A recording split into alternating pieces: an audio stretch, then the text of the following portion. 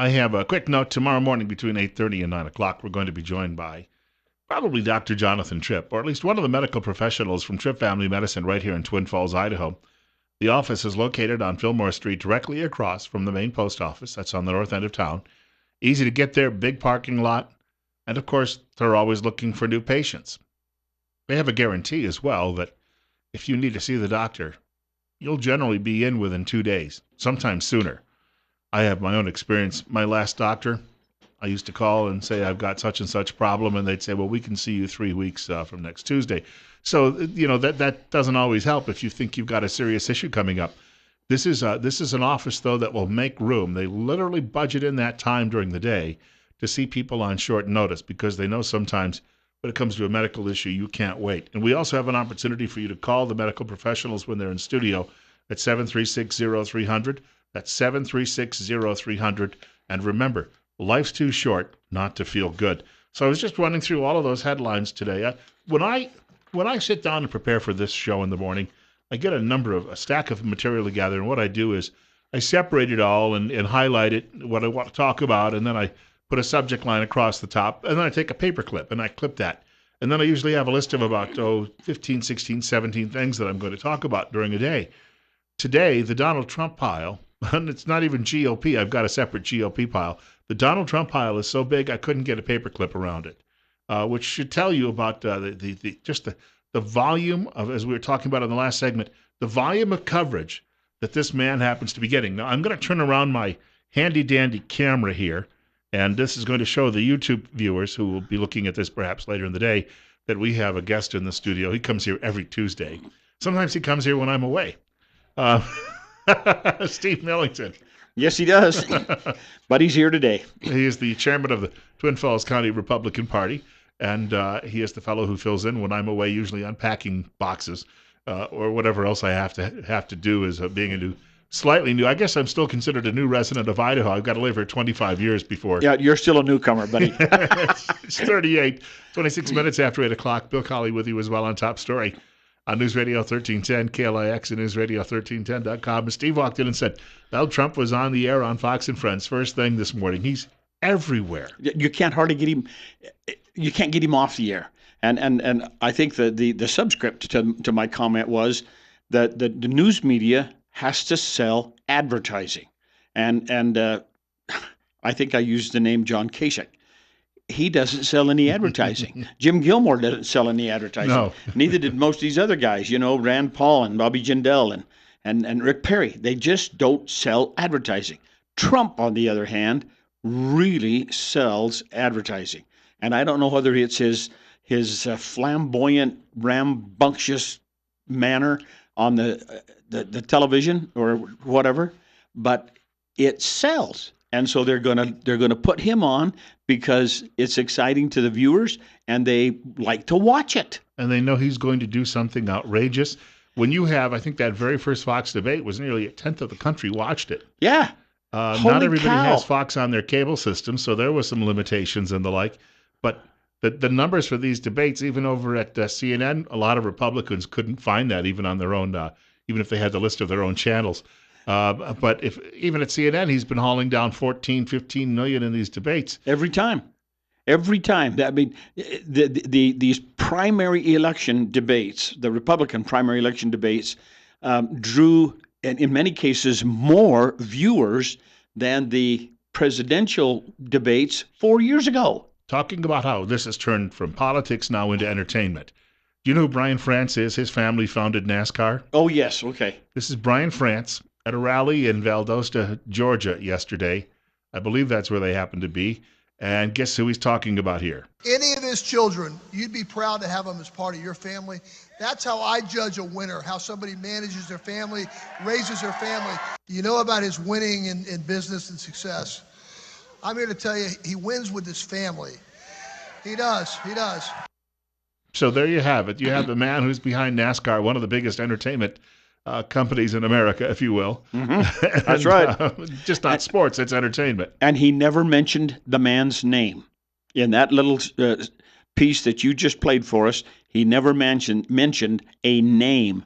but you didn't have to work too hard to figure out who he was talking about. Yeah, and it just the people who are coming on board now. I think we're up to 6 governors, and I was reading this morning just before I went on air. A writer in the Washington Post said they had gone down south and they were reporting there in the last several days, and they said a lot of state officials will pull you aside and say off the record, I'm supporting Trump. And they will not come forward and say it publicly, but it's off the record. Yeah, and I think, you know, I chose Tuesdays to be on the show many years ago, and it's worked extremely well. Tomorrow, Wednesday, might just be the exception to that. I think tomorrow would be a fun day. We're going to have some interesting stuff happen today that just could be real interesting what happens tomorrow morning. And you know, he may lose Texas, but if he cleans up everywhere else. Oh, boy, we're going to see some changes. We've got more on the way with Steve Millington coming up at 8:30. It's 38. Bill Colley with you as well on Top Story on News Radio 1310, KLIX, at newsradio1310.com.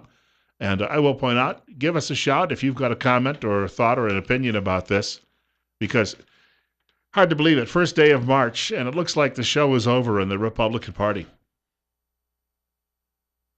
I want to point out there's a couple of things I'd like to ask Steve Millington about this morning while he's in the studio with us. He's the chairman of the Twin Falls County Republican Party. Not just obviously about what's going on nationally, although by next Tuesday things are going to be, we'll be here in Idaho, the center of attention at the presidential sweepstakes. But yesterday was the opening day for candidates who are going to be running in primaries here in Idaho for seats that are going to come up in our state primary in May to file, and we had some people do that, but it was all the expected people and none of the unexpected. Bill Colley with you as well on Top Story on News Radio 1310, KLIX, and newsradio1310.com. Also want to tell you, just if I can for a moment, about our friends at Dream Room Design, and I'm going to tell you right away, go out and check the website, dreamroomdesign.com. They're building sunrooms right now. In fact, a lot of people are thinking about summer. You can enjoy your deck or patio with no bees, mosquitoes, wind dust, and blowing rain and snow. That wind dust is all over the place. Provides usable space year-round. Operable windows with screens can create a flow of air when you'd like it and you need it, and you can close those same windows to protect you from the elements. Each room is designed and engineered for your conditions.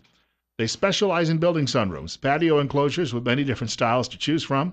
Those sunrooms can have glass or solid roofs, a combination of both. And in fact, Dream Room Design can even enclose an existing covered deck or patio, converting it into a beautiful enclosed sunroom. And remember, that website, you can go there and see pictures and videos and testimonials, dreamroomdesign.com. So, Steve, we had the deadline, not the deadline, but the opening day. The opening day was yesterday. And we had Mike Crapo and Mike Simpson and Raul Labrador all file for the primary, but no one has filed against them. Number one, it's still early in that process, but most importantly, no one has showed up. There hasn't been any real noise. There hasn't been any campaign organization. By this point in time, if you'd had a serious candidate, they would have been on stage. They would have an organization set up. Their name would be floated around in the media. The actual filing date, so to speak, is more of just a perfunctory thing. We have to do this to get our name on the ballot. And if somebody was really serious about being involved in it, we would have known about it long before now. So the fact that nobody has filed doesn't surprise me in the least. That's not a concern. I had a young man in the studio last week who is running as an independent to challenge Mike Simpson, although he's an independent, but he's really, I think, if you were to look down what he believes in, he'd be a conservative Republican. Yeah. And yet I called Mike Simpson's office and left a message and said, we'll make the time available for the congressman too, because we've had Anthony Tompkins in. Nobody's called back, which tells me that they're not even considering that a threat. Nope, they're not.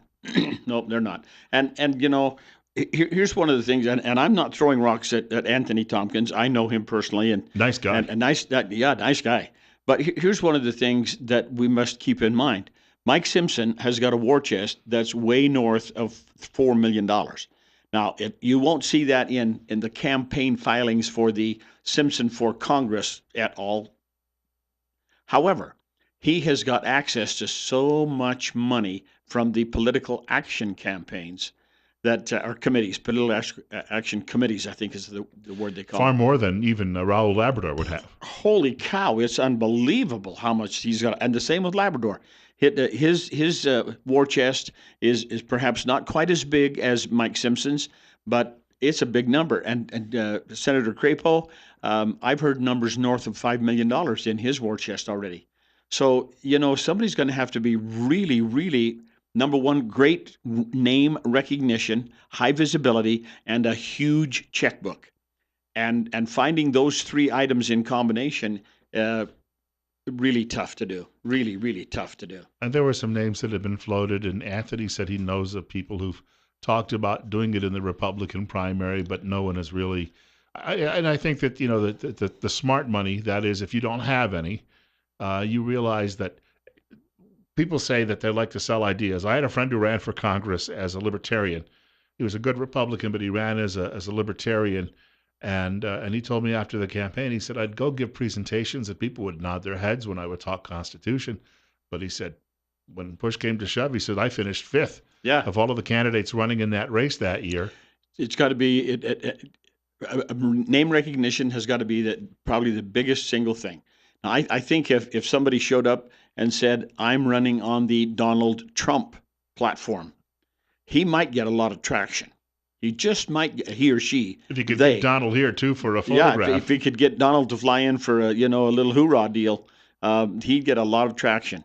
And I think the reason why we're seeing so much so much publication on Trump is that he is fighting the establishment.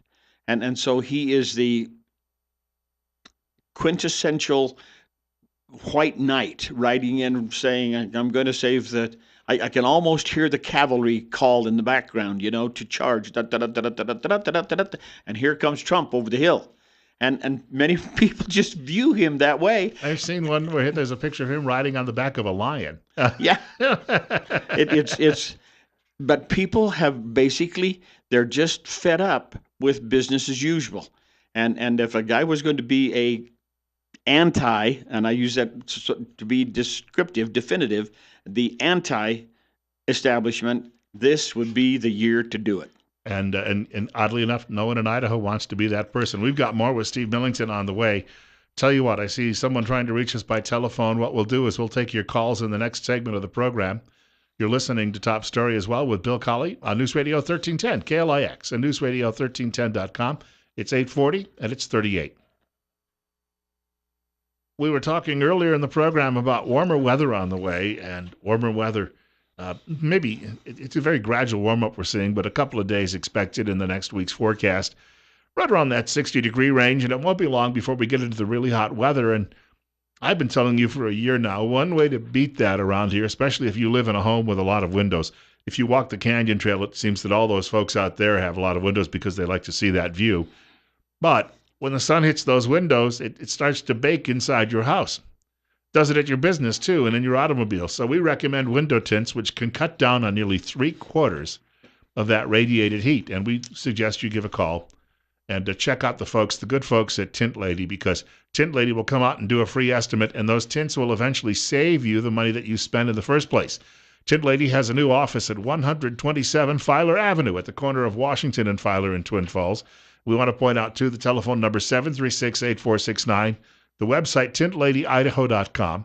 Now, these folks have been in business nearly a quarter century, locally owned and operated, open Monday through Friday, 9 a.m. to 5 p.m., Saturday by appointment only, closed Sundays, and remember, don't squint, get tint.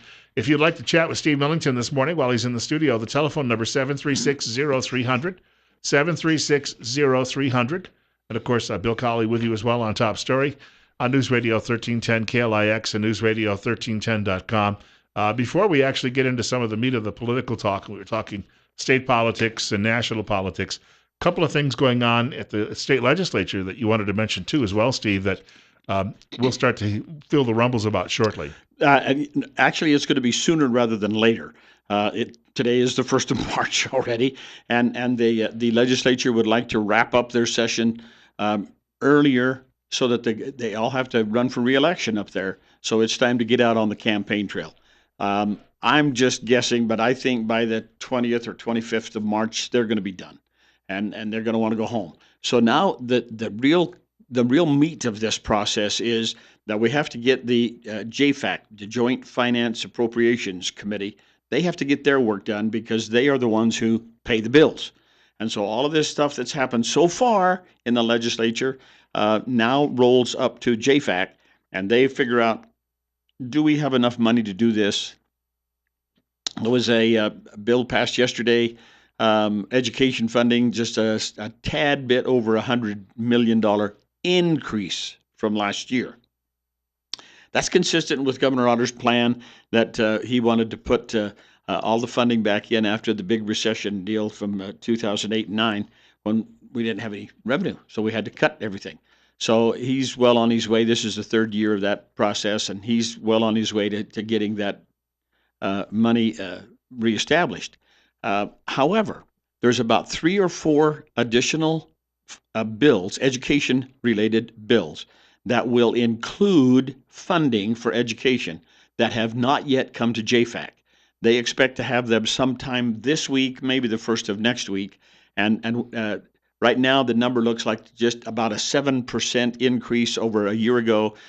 Governor Otter wanted about 7.9, if I remember right. So when they get done with these 2 or 3 bills that are kind of rolling through the legislature, we're going to be somewhere between Sherry Ubarez, the superintendent of public instruction. Her number was about 7.5. The governor wanted 7.9. We're going to be somewhere in the midpoint between those two when these other bills get rolled through the legislature and get prepared. So we'll probably see a maybe not over the top education funding, but at least a real good, healthy increase in education funding again this year. The other thing that I discovered was that in our area, water is a very critical element. Without the water, there is no magic in Magic Valley. So the state is spending a lot of money, has spent a lot of money on aquifer recharging. And those of us who watch the water issues a lot, that'd be all of you guys out there farming and agriculture, not quite enough money to make you happy. But the legislature is, the bill has not been completely passed. However, the JFAC has put together a little package that says, look, we can put this much money into this over a multi-year program. So instead of having single year appropriations, this is a multi-year appropriation where they will have money this year and next year. And if I remember right, it is a minimum of 3 years and could stretch out to a 4-year package of funding for aquifer recharges. And the total amount over the 3 plus years is going to be right in the neighborhood of $14 to $16 million. And if they use that money carefully and judiciously, that's an awful lot of money we can use for aquifer recharging. And they've got to dig that pit out there in the desert and drill a hole down in the middle of it to let the water seep down in. And then they've got to divert the water out of the canal systems over to that pit. Well, many of the canals have put in hydroelectric facilities. So you go down the canal a little ways, and they have a steep drop off somewhere. They put a low head turbine in there to generate electricity while we are using water for irrigation from April to October. And that generates additional revenues for the canal company to keep costs under control. Well, now we've got to build a bypass around that power plant to get the water out into the aquifers, so that this funding will give them the money to put in these bypasses around the hydroelectric plants. And they can't run them through the hydroelectric plant in the wintertime because the volume of water is not large enough to keep it from freezing. And so we don't want the water going through the hydro plant unless there's a huge volume of it so that we don't freeze up the facility. So we're going to build a bypass and continue recharge. Just 2 issues on the state level that I'm glad to see happen. There's a myriad of others. You can go on to, there's several. Call them the E's, the education and engineering, because the last one requires a lot of that. That will require a lot of engineering. But you see, the state puts up the money that this way the canal companies don't have to go back and assess their users to build these bypasses and dig more recharging pits out there to dump the water into. So that'll be a good thing. 10 minutes now away from 9 o'clock, and I believe we have a patient caller with us. Uh-oh, good. You're on the air with Steve Millington. Good morning. Wanted to talk just a little bit about the Mike Simpson, Anthony Tompkins run there. I understand that Mike Simpson is the chair for the Natural Resource Committee, and he is not representing the state of Idaho. And he just will be running under the Socialist Party because he does not care one thing about Idaho. And we are so disgusted, not just me, there's a huge amount of people in the state of Idaho that have been anxious for somebody that didn't have a D beside their name to run. We don't want the majority to change. We want that majority to continue to be R over in Washington, but we've got to have somebody that's conservative and that actually cares. And I know that Millington is a Republican and a chairman and so forth, but you've got to get rid of Mike Simpson. He is just killing this state. Can we bring up a point, though? Steve, you only have one vote, so when people say we have to get rid of him, there's a lot of other people who are voting out there, and they just simply haven't done it.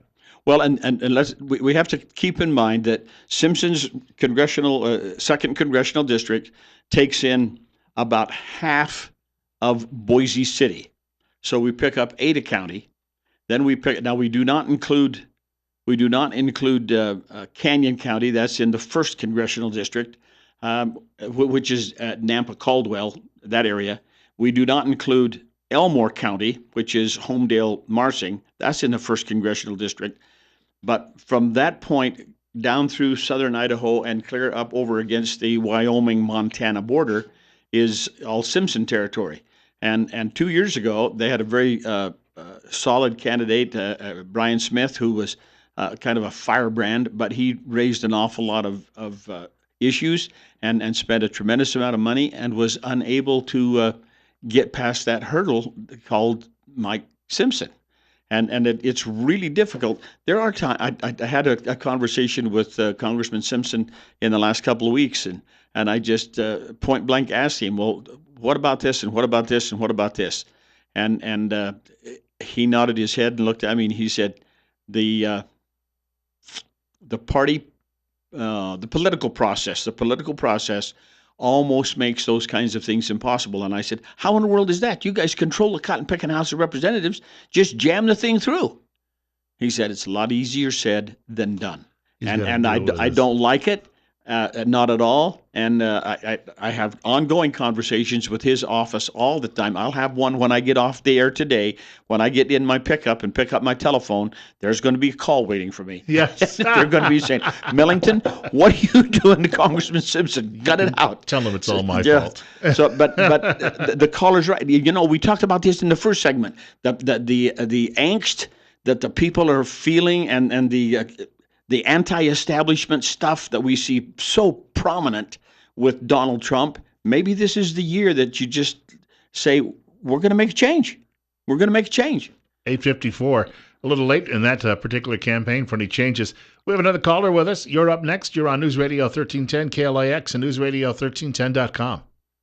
Good morning. A couple comments about Simpson. You know, he gets so much money from the U.S. Chamber of Commerce in this last election because they want cheap labor, and they basically just rammed this thing, all these ads and so forth. But on the water issue, I attended a Hay and Forge meeting this last week. They talked about the recharge and the water, and the users are going to be basically forced, especially pumpers, to cut back 12%. That's a significant amount, and that'll generate 120,000 acre-feet of water saved, and another 120,000 is going to go through the recharge system, which you just talked about. But ironically, at the same time, we literally make salt water out of fresh water of 247,000 acre-feet. This is almost the same amount that we are mandated, so-called, for fish flush. And it's been proven this is absolutely a waste of water. And so here we are going to spend $15-16 million on recharge, which, you know, in the sense, as far as saving water, We need to put our pressure on our congressmen and senators to stop this environmental ridiculous mandate of making salt water out of fresh water of 247,000 acre feet. That's a yearly thing. We don't have the water to do that, and we need it here in Idaho instead of making more water for the Pacific Ocean. You know, our caller makes an interesting comment. I remember more than 30 years ago, there was an ambassador from the nation of Israel toward eastern Idaho, Blackfoot, Idaho Falls country, and they were interested in the agriculture. They were looking at all of this similar type of place, Israel, eastern Idaho, and the pivots and the irrigation and the agriculture and crops and so forth. And at that particular time, we were having a bit of a struggle with water. We had a short snowpack, and so water coming down the Snake River was very limited, and everybody was sucking every drop they could get out of that thing. But they had to protect so much of it because we had to save the fish. And this ambassador from Israel walked down across the riverbed and out and stood there and watched. And it's nowhere near the flow that we get in the Snake River under normal circumstances. I mean, he was able to walk out into the riverbed quite a ways. And he said, well, why aren't you using this water for agriculture? And I think it was a state official who said, well, we have to take care of the fish. And he said, big difference between you and Israel. We would rather feed the people than feed the fish. Yeah, I can eat the fish. I mean, that we can take care of the surplus there. So, our caller's right. And as I visited with people about this water thing, yes, the national politics is really heavy on our minds. But I'm here to tell you, if we don't protect that water, we are going to be in so much trouble, we won't be able to even spell it. When Don Hall told me that the projection is we're going to see another 1 million to 1.5 million people in the Magic Valley, we better be darn sure we protect it. Yeah, we got to start now. We can't wait down the road. We got to be on it right now. Steve Millington is going to join us twice next Tuesday. I should point this out quickly. He's going to be on the air with us in the morning, and then he's going to be on the air with us night of the primary. Yeah, as we slice and dice and do the postmortem. We're gonna stay right here and figure out who did what in Idaho. All right. I just want to point out, coming up, 9 o'clock news in just a moment from Fox. One more hour of Top Story with Bill Colley ahead on News Radio 1310 KLIX, newsradio1310.com. It's 39.